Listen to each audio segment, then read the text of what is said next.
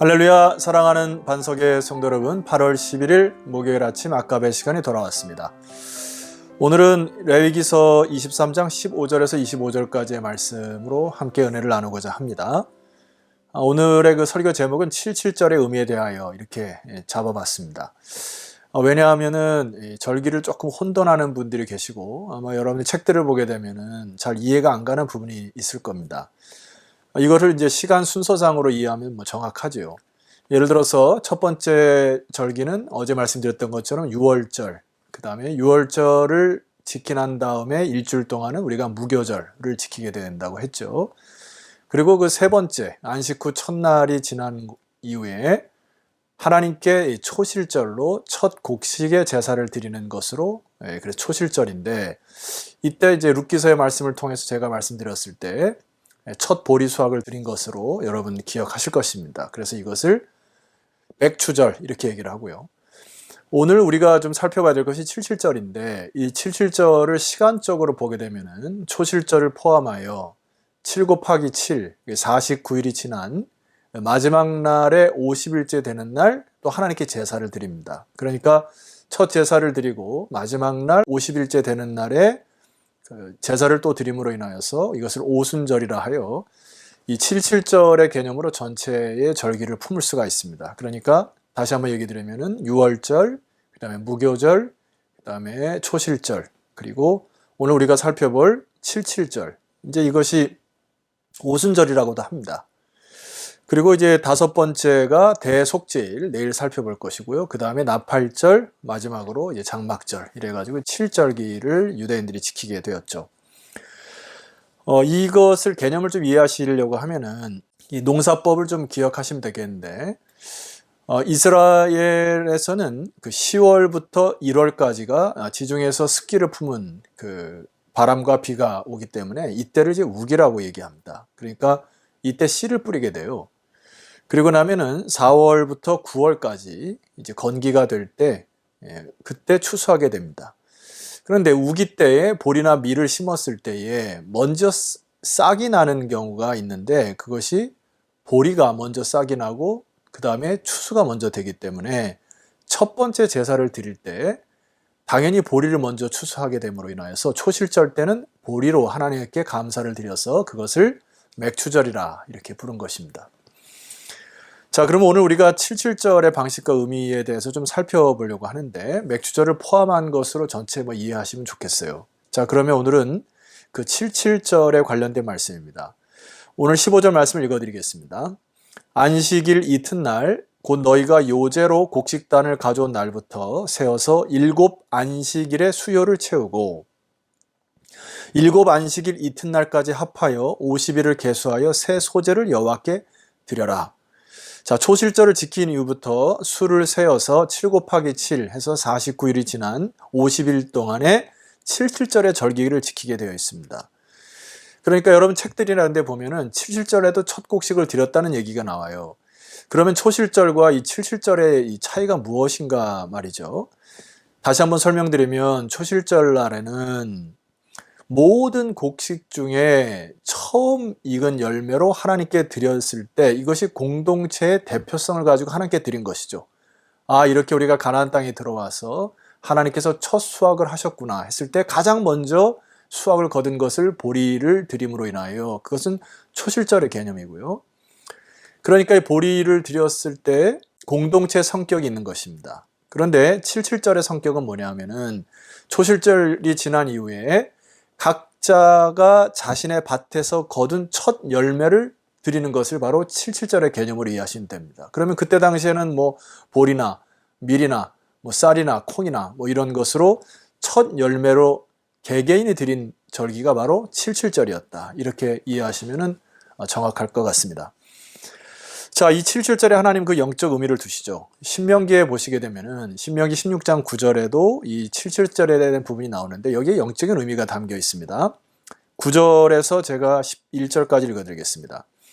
7주를 셀지니 곡식의 낫을 되는 첫날부터 7주를 세어 7주간을 세어서 10절 내 하나님 여호와 앞에 77절을 지켜라. 각자가 거둔 곡식이 거둬들였을 때 하나님께 드려라. 내 하나님 여호와께서 내게 복을 주신 대로 내 힘을 헤아려 자원하는 예물을 드리고, 자 11절에 중요한 내용이 있습니다. 너와 내 자녀와 노비와 내 성중에 있는 레위인과 및 너희 중에 있는 객과 고아와 가부와 함께 내 하나님 여호와께서 자기 이름을 두시려고 택하신 곳에서 내 하나님 여호와 앞에서 즐거워할지니라. 자 여기 보면 내 하나님 복을 주신 대로, 하나님께서 이곳까지 인도하셔서 이렇게 수확하게 하셨구나 라고 하는 그 하나님에 대한 묵상에 대한 감사요. 그 다음에 내 하나님 여호와 앞에서 즐거워할지니라, 이렇게 마감을 하고 있죠. 그러니까 인간 편에서 하나님의 은혜와 섭리를 감사하는 절기가 바로 이 77절의 의미였습니다. 자 그러면 이게 초실절과 이 77절이 조금 다른 개념이 있는데요. 초실절에서 어제 말씀을 드렸는데 거기에 이제 소재로 드릴 때 고운 가루로 드렸지 않습니까? 그런데 여기 레위기서 23장 17절에 보니까 조금 다른 방식의 제사 형태가 나옵니다. 너희의 처소에서 10분의 2 에바로 만든 떡 2개를 가져다가 흔들지니 이는 고운 가루에 누룩을 넣어서 구운 것이요 이는 첫 요제로 여호와께 드리는 것이다. 여기 그 독특하게 드리는 것이 구운 떡 2개 이렇게 표현되어 있죠. 근데 반드시 누룩을 넣어서 하라고 하는 것입니다. 여러분 보통 성경에는 누룩은 부정적인 의미가 강하죠. 죄의 성격이 강한데 이것이 이제 긍정적으로 쓰일 때는 오늘 이 말씀을 보게 되면은 자 17절 초반절에 보니까 이 누룩의 긍정적인 그 의미가 하나가 있어요. 너희의 처소에서 이런 표현이 있지 않습니까? 그러니까 너희 처소에서 빵을 먹을 때 당연히 누룩을 넣고 먹었다는 얘기잖아요. 그러니까 누룩을 넣어서 더 발효되어 맛있는 빵을 먹게 되고 소화도 잘 되겠죠. 그러니까 누룩을 넣었다는 것은 일상적인 삶에서 일용할 양식을 베푸시는 그 하나님의 은혜에 대한 감사로 드렸다. 하루하루가 하나님의 은혜로구나. 이런 의미로 이 소재를 드린 것이고요. 자, 두 번째 특징은 왜 누룩을 넣으라 하셨을까라고 하는 것은 오늘날 우리 신약의 영적인 의미와 연결이 됩니다. 누룩이라고 하는 것은 효모로서 빵을 부풀리는 효과가 있지 않습니까? 그러니까 이것은 성령의 역사하셔서 교회 확장이나 부흥과 관련되어 있는 것을 알 수 있습니다. 자, 신약에 와서 이것은 여러분 오순절 성령 강림과 연결이 됩니다. 그러니까 예수님께서 죽으시고 부활하신 후에 이스라엘 백성이 첫 번째 맞는 절기가 바로 이 77절이었는데 그때가 바로 오순절 50일째 되는 날 성령께서 강림하셔서 교회가 폭발적으로 성장하고 부흥하였던 시기가 바로 이 시기였단 말입니다. 그래서 이 77절을 오늘날 우리는 오순절이라 이렇게 이야기를 합니다. 성령 충만이 왔을 때 결과가 어떻게 되냐면은 고린도전서 12장 13절 말씀 보면은 우리가 유대인이나 헬라인이나 종이나 자유인이나 다 한 성령으로 세례를 받아 한 몸이 되었고 또 다 한 성령을 마시게 하였느니라. 성령의 충만함으로 이루어진 결과들이 무엇입니까? 여기 보면 유대인이나 헬라인이 서로 구별됨이 없이 차별됨이 없이 하나가 됐고 종이든 자유인이든 하나가 됐고 남자든 여자든 하나가 되고 그러니까 한 성령으로 세례를 받아서 한 몸이 되는 역사가 일어난다. 여러분 오늘날 우리가 현대를 살아가면서 바로 이 성령 충만을 사모해야 될 이유가 여기 있는 것입니다. 오순절 성령 강림을 통하여 수많이 깨어지고 부서졌던 관계들이 오늘 여러분들이 말씀 묵상함을 통하여 다시 연합되는 축복이 있기를 주의 이름으로 축원합니다. 자, 조금 더 이 방식에 대해서 설명을 드리면은 초실절에 제사를 드린 날부터 50일째 되는 날에 제사를 드렸고 이것을 오순절이라고 말씀을 드렸습니다. 오순절 때 제사를 드렸어야 됐어요. 18절 이하입니다. 너희는 또 이 떡과 함께 1년 된 흠없는 어린 양 7마리와 어린 수소 1마리와 숫양 2마리를 드리되 이것들을 그 소제와 그 전제 제물과 함께 여호와께 드려서 첫 번째 번제로 삼을지니 이는 화제라 여호와께 향기로운 냄새라. 번제를 드렸어야 됐고요. 두 번째 19절입니다. 또 수염소 하나로 속죄제를 드리며 1년 된 어린 수장 2마리를 화목제물로 드릴 것이며 두 번째 속죄제를 드렸다고 했죠. 세 번째 제사장은 그 첫 이삭의 떡과 함께 그 2마리 어린 양을 여호와 앞에 흔들어서 요제를 삼을 것이요 이것들은 여호와께 성물이니 제사장에게 돌릴 것이며 21절 이날에 너희는 너희 중에 성회를 공포하고 어떤 노동도 하지 말지니 이는 너희가 거주하는 각 처에서 대대로 지킬 영원한 규례니라. 5대 제사 중에 속건제를 뺀 번제, 소제, 화목제, 속제제를 다 드렸습니다. 그것은 이스라엘 백성이 언제 어디서든지 하나님이 함께 계셨고 우리가 하나님의 백성임을 잊지 않기 위해서 이렇게 하나님께서 명령을 하신 것이죠. 소제 의미는 이 고운 가루를 빻아서 하나님 앞에 첫 이색에 대한 감사의 제사로, 화목제는 다른 사람과 어울려서 하나됨의 감사의 제사로, 화해와 잔치 개념이 있고요. 속제제는 피해 제사로 우리의 죄들을 씻는 제사를 의미합니다. 자, 그런데 이제 77절 규례에 대한 명령이 끝난 직후에 하나님은 하나를 더 명령하십니다. 22절입니다. 너희 땅에 곡물을 벨 때에 반 모퉁이까지 다 베지 말며 떨어진 것을 줍지 말고 그것을 가난한 자와 거류민을 위하여 남겨두라. 나는 너희 하나님 여호와이니라. 23절 여호와께서 모세에게 말씀하여 이르시되 24절 이스라엘 자손에게 말하 이르라 일곱째 달 곧 그 달 첫날은 너에게 쉬는 날이 될지니 이는 나팔을 불어 기념할 날이요 성이라. 25절 어떤 노동을 하지 말고 여호와께 화제를 드릴지니라. 추수할 때 곡식을 남겨두라는 명령을 하십니다.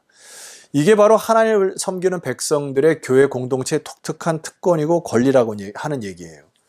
그러니까 77절에 제사를 하나님께 드리면서도 그들이 추수할 때 밭 모퉁이나 혹은 떨어진 이삭을 줍지 않음으로 인하여서 하나님의 하나님 되심을 그 공동체가 지켜야 될 것을 하나님이 명령하십니다.